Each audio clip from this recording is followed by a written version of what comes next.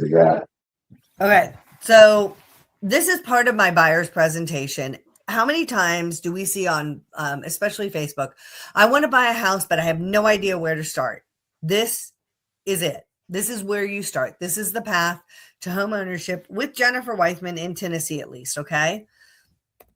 So we're going to meet, have a consultation, a buyer's orientation, as I call it. The purpose is to discover with our initial consultation and educate you on my proven method for getting people into homes. We'll do a case study, which is designing an effective strategy for purchasing for you in specific. And then we're going to review the agreements needed. There are 3 agreements when you buy a house. There's a contract between the seller and their listing agent. There's a contract between the seller and the buyer to purchase the home. And there's a contract between the buyer and their agent to do the services of finding a home, contracting on it, and getting it to close. That's the one we're going to be talking about a lot today, with some between the buyer and the seller as well. So did I hit the thing twice? Okay, yeah. So step 1, and we're going to break this down more. This is what I call the Candyland page, is you decide to become a homeowner. Step 2 and 3 are reversible, but you don't go farther until you've done both. Meet with me and let's get the buyer orientation done, or talk to Lance and get your pre-approval and his consultation. Once those are done, then we start analyzing and touring properties. We submit an offer. The offer gets accepted. We do our due diligence, and then we get closing day and you become a homeowner. We do not want to make this American Ninja Warrior on the loan process. Lance is going to go into more of this next week. So you don't want to leave out liabilities or change credit scores or jobs or anything else. Like I said, I'm going to let him go into that. But why do you get pre-approved? So you know what you can afford. I don't want you falling in love with something that you cannot attain, and then everything from there forward is compared to it. I also don't want you frustrated because you can't find the things that you need when you could have had better. So I'm going to pause for a minute. When Lance does his pre-approval, I'm going to use history major math. Maybe he says you're approved for $400,000, but you, with your budget, talking to Mark, really want to spend around $350,000. It's important that we know that you're approved to $400,000 and that your goal is $350,000, so that if we find something that you could stay in longer, it has this feature and it's maybe worth spending, $360,000, which is $9 or whatever dollars extra it is a month that Lance calculates. You can make that informed decision. Okay. That's your bullseye and your target. I also need to know with your pre-approval, what kind of loan are you getting? Are you getting a VA, a USDA, an FHA? We need to know the underwriting guidelines for the appraisal on that. So when we're looking at a house, we can go, oh, this is peeling paint. Oh, these windows don't raise. That could come appraisal. Oh, this handrail, there's no handrail and there's more than 3 rises on a VA. So we need to, be aware that might be a consideration that an appraiser requires. And then I need to know if you need seller concessions. Do you have enough money to cover your closing costs, or is that something I have to negotiate? I'm always going to try and negotiate it, but is it a requirement for you to be able to get the financing you need? And more importantly, we want your offer to be accepted by the seller. And any good list agent is going to call the lender on the offer received and say, have you actually seen papers, docs, and pulled credit? Again, Lance is going to go into that more. A pre-qualification is about as good as a piece of paper from McDonald's. So the seller needs to know that you can perform on the offer we're writing. So the next step, maybe, if I can get my screens to go forward, I can't. Oops, hold on, I went way forward, is we start analyzing your needs and wants. I have a survey. It's about 6 pages long of check boxes. What do you want? If there's 2 of you buying the house, I say either get on the same page or both of you fill it out. Of all those things that you find, once you take into account finances and location and size, There's about 3 other features you usually get on a home. If you had $1,000,000, you're never gonna get everything you want in a home, because as soon as you finish building it, you'd be like, "Oh, I should have done this." If you had 10,000,000 in today's market, whatever. So then I'm gonna send you listings that meet the requirements of a homes you're looking for on the broadest spectrum possible. Then I'll also be networking for coming soons and off markets among the agents I know and the agents at Benchmark. We'll be looking for sale by owners. I've done probably, I think, a half dozen to a dozen of those for clients over the years.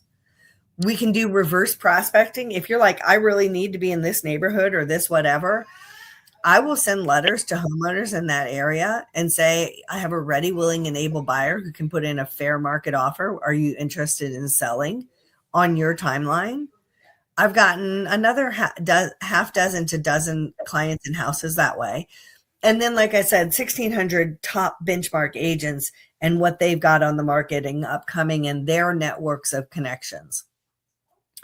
Once we narrow down the homes you like, we maybe go see 4 or 5. Now, I want to stop here for a minute. There are some agents who say, I'm only showing you 5 homes, pick your pick. What I say is, I don't want to waste time. I'm not going to be a home tour guide forever, right? But I understand that you think that you might need X, Y, and Z, but when we get out and see it in person, you actually are like, I don't want that. And this thing that I didn't think I wanted would actually work. So we can refine. But once we find the house you want, we're going to make the offer. Pause for construction. The scrape to the certificate of occupancy is usually 6 to 9 months. The agent sitting in the house, the model home, works for the builder, not you, the buyer. So always call me before visiting new construction, development in person, or website, because I can represent you on new construction. And there are things that I can actually negotiate for you at new construction. Some people think that there aren't. So let me see something. There was something. Okay. With the making an offer, we have roles for a synopsis on this. Your role is to get pre-approved. Be prepared emotionally and mentally to make the offer. Sometimes I've had spouses who are selling a house and one really doesn't want to move and the other does, or they know they need to financially or space-wise or whatever else. You have to have your earnest money ready. I'll go into that in any detail, but it's earnest money. You need to be able to trust my expertise and advice because we're doing teamwork. I will be ready to negotiate the best offer on your behalf. When we find the home you want to put an offer in, I'm going to call the list agent. I'm going to find out what the seller needs in addition to money so that we can build rapport with that agent and we can get the best offer that the seller is going to want to take, especially in case there is another offer coming in. We do have multiple offer situations. And I'll never leverage my knowledge and expertise to get your offer accepted. That's why you hire me, is my brains and my ability to get what you need done. So once you're under contract, we have the due diligence process. Binding agreement date is what I call the start of the stopwatch. So if our offer is accepted today, then tomorrow is day 1. And it'll say in the contract, your inspection period is done 10 days after binding agreement date. So if today was binding agreement date, 10 days from tomorrow, you have to have your inspections completed. You can do it before that. So same with your earnest money being due. So due inspections, general home inspection, wood destroying insect inspection, radon, and septic are the most common. There are some others we'll talk about and some that I think are trending and probably going to become pretty necessary. Then we negotiate repairs. Did we waive repairs? Have we said we're not going to ask for anything, but then we find, fungal growth that we're like, hey, seller, we don't want to break contract, but this is a situation you're probably going to have to fix for anyone. So we're going to have to break contract unless you decide that you want to fix that. Did we do it in lieu of? Instead of having the seller replace the GFIs and the cracked shower tile, are we just going to accept a certain lump sum in closing costs, prepaids, etc., and we'll take care of that from our cash liquidity after close? Then you arrange for movers. I always tell my people to arrange to have your truck unpacked the day after closing. And I try and close on Tuesdays and Wednesdays, so we're not up against a weekend, because the house becomes yours when the funding reaches the seller's title company or bank account and all signatures have been received. So if you're closing at 10 o'clock, 11 o'clock, there's a good chance you're going to get funding done by 3 or 4 that day. But that's pretty late to start unloading a truck. So think about doing it the next day. And then we'll also do a final walkthrough. Usually it's at 5 or 6 o'clock the day before closing. So what is earnest money that I mentioned earlier? And trust money? It used to be called trust money. So trust me as your buyer, Mr. and Mrs. Seller, that I am in earnest about buying your home and performing on this contract. Here is some money on the table to show that. It is a cashed check or wire that is held in escrow until closing or break of contract under a contingency or otherwise.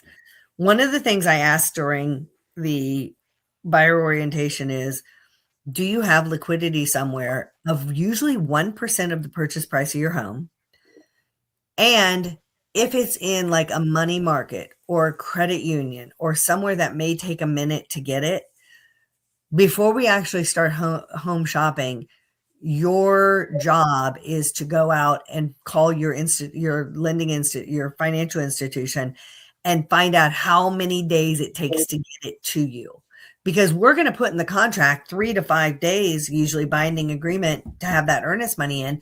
But if your lending institution needs 5 business days, I'm going to put 7 and call the list agent and say, hey, we're putting 7, not because we want to lag, but because the institution it's coming from, we've already checked. That shows we're being serious about our offer, and it resolves a qualm of why is this so long. So it is a surety to the seller that you intend to abide by the purchase and sale agreement you have executed. It goes to your closing costs at close. If it's more than what's needed because you've gotten seller closing costs, it returns to your account. If it terminates, the earnest money is distributed per the contract. And what does that mean? If we go into the house and we find out that it has a ton more repair issues than we're willing to do and terminate within the timelines of the contract, then that earnest money is going to return to the buyer. If we can't get financing, it's going to return to the buyer if that's what the contract is saying. If the appraisal comes in low and we can't bring the extra and the seller's not willing, then it's going to terminate under appraisal contingency. Those are the main contingencies. Get your house sold that you need to sell to buy it. But Mark, you just go in and you're like, I changed my mind. I'm walking away. Well, you're probably going to lose your earnest money. And at that point, I'm probably going to say, you might want to call a lawyer before you make a decision here. If you hear me say you might want to call a lawyer, that means you're probably doing something counter to the contract. And I can't tell you not to do it, but you need to know the ramifications of doing it. All right. So what are the costs that you might need to outlay prior to closing? You're going to need a home inspection. Usually that's somewhere in the $500 to $700 range.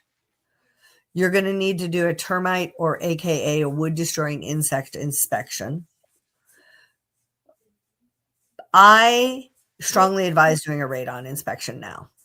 Radon has become much more prevalent in Tennessee since the 2010 floods changed like the underground fissures that can get to the surface. And it's the #1 cause of cancer for non-smokers. If you live in other areas of the country, that might not be something you need to do. In Texas, there's going to be a survey on this. It's a requirement in Texas to do a survey. It's not a requirement here.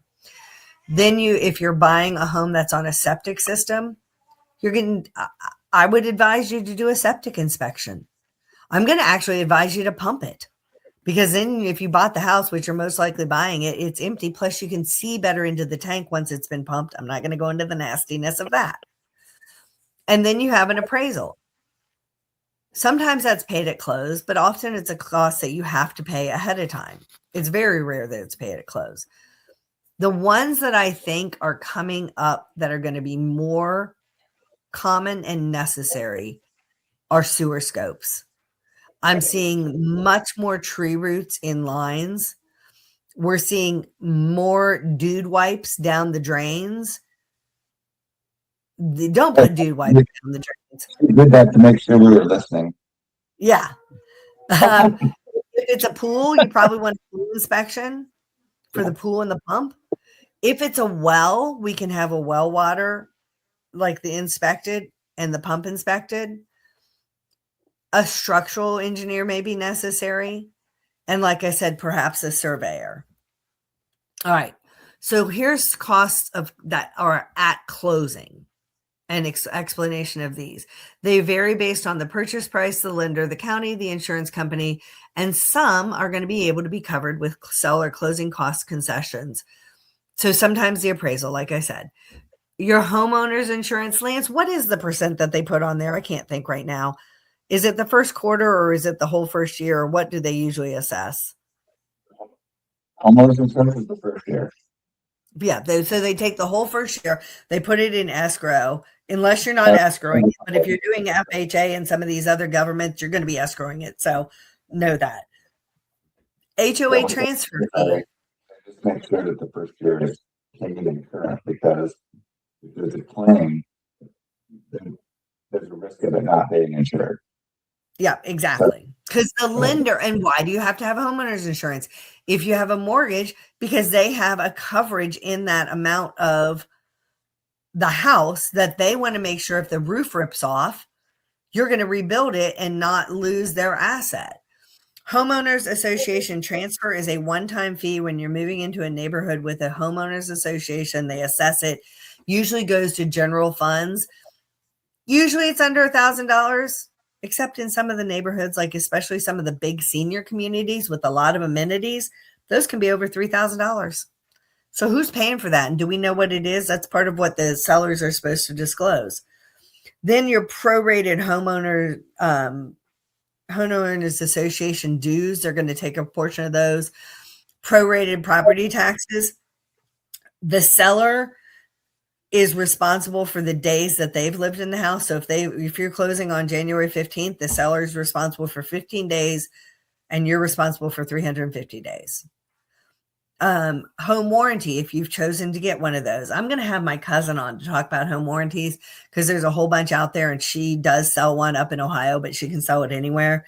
And she researched them pretty heavily. She's in that area of Ohio. And so there's a lot of people who are on limited resources, and that's a good way for them sometimes to be able to replace an HVAC or a water heater or a stove. So I think I'm going to bring her on as a guest.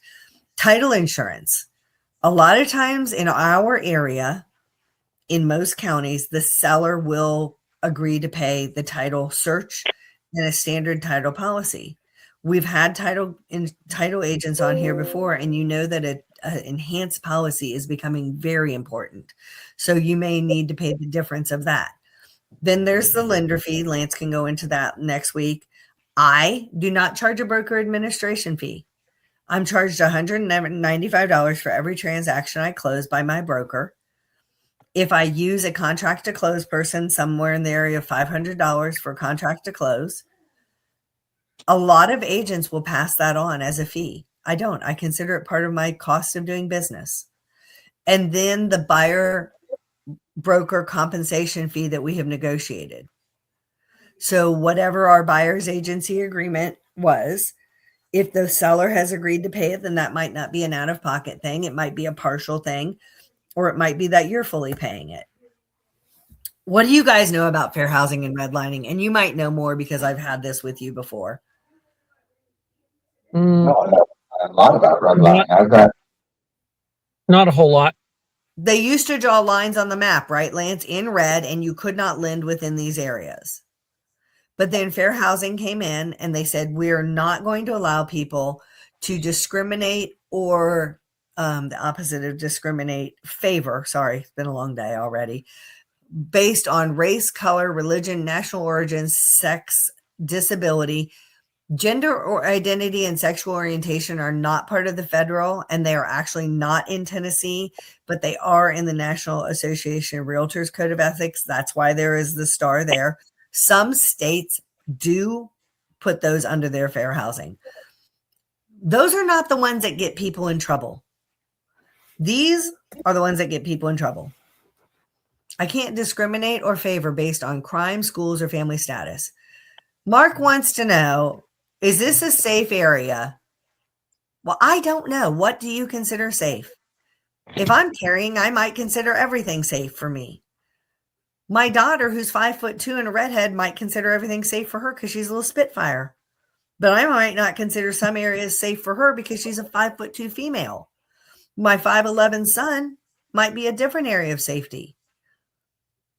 That's for you to do your due diligence on. I can't tell you to or not to go into an area. Are the schools here good?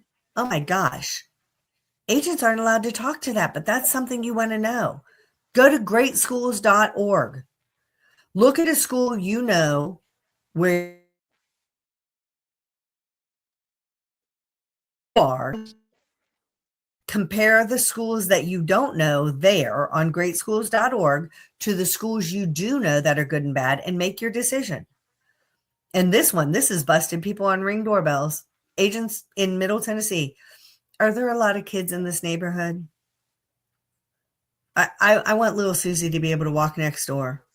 Well, I don't know. We can look at some demographics. I can show you where to find census records, but also using my eyeballs, I see a whole lot of trampolines and basketball hoops, and I passed 5 kids just on this block. So let's do the math.